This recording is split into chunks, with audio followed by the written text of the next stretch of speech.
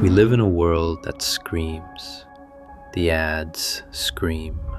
The news screams. Social media screams. And in our minds, our own ambitions, fears, and worries scream back at us. Every voice fights for our attention. Every voice wants a piece of us. And the result of this constant noise attack is one thing: exhaustion. We feel small, carried along by forces we don't understand and cannot control: economic, political, social. Our souls are like tiny boats in a raging sea of information and opinion, tossed by the waves of each new crisis. And in the middle of this deafening storm, we long for one thing above all else: a clear signal, a voice, not just louder, but different, a voice of authority, a voice of stability, a voice of order, a voice that doesn't add to the chaos but calms it.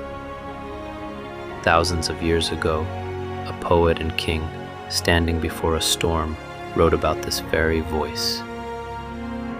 His words, Psalm 29, are not just poetry, they are an experience, an ancient form of sound therapy, designed to retune the hearing of our souls. He invites us to stop listening to the thousands of screaming voices and, for a few moments, listen to the one voice that truly matters, the voice that created the world, the voice that sustains it. And before we dive into that voice, let me pause for a moment. Every like, every comment, every subscription to Beyond Prayer helps the biblical message reach more people. Thank you for being part of this mission. Now, let us step into the power of this ancient text and let it lead us toward the answer we've been searching for.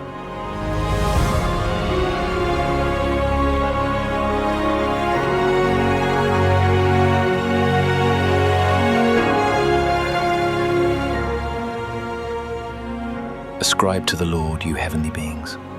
Ascribe to the Lord glory and strength. Ascribe to the Lord the glory due his name. Worship the Lord in the splendor of his holiness. The voice of the Lord is over the waters. The God of glory thunders. The Lord thunders over the mighty waters. The voice of the Lord is powerful. The voice of the Lord is majestic. The voice of the Lord breaks the cedars. The Lord breaks in pieces the cedars of Lebanon. He makes Lebanon leap like a calf, Sirion like a young wild ox.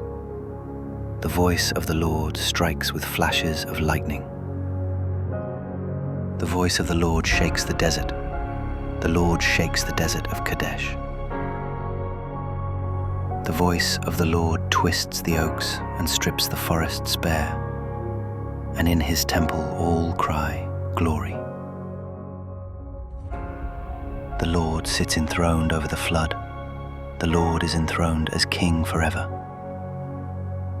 The Lord gives strength to his people. The Lord blesses his people with peace. This is the voice the psalmist invites us to hear. It is not a gentle whisper. It is a raw, untamed force that holds the universe together. 7 times we hear the phrase, the voice of the Lord, and each time it demonstrates absolute authority over creation. It thunders over the waters, greater than the chaos of our lives. It breaks the cedars, the tallest, strongest trees, symbols of our unbreakable problems. It shakes the wilderness, bringing change and even life to the driest, most barren parts of our souls. This voice is not just one among many, it is the voice to which all else must bow. And when our minds catch even a glimpse of this reality, of this majestic perspective, something happens inside us. Our inner noise doesn't just grow quiet, it becomes meaningless. And this brings us to the first great insight of the psalm. The right response to this voice is not fear. it is reverence. In his temple, everyone cries, "Glory." To stand in reverence is to admit there is something infinitely greater than ourselves and our problems. And reverence is the antidote to anxiety. It is impossible to be filled with awe for God and at the same time consumed by fear of our circumstances. One will always drive the other away. But then comes the most unexpected, most beautiful part of the psalm. After revealing this overwhelming cosmic power, the psalmist ends with something deeply personal. The Lord sits enthroned as king forever.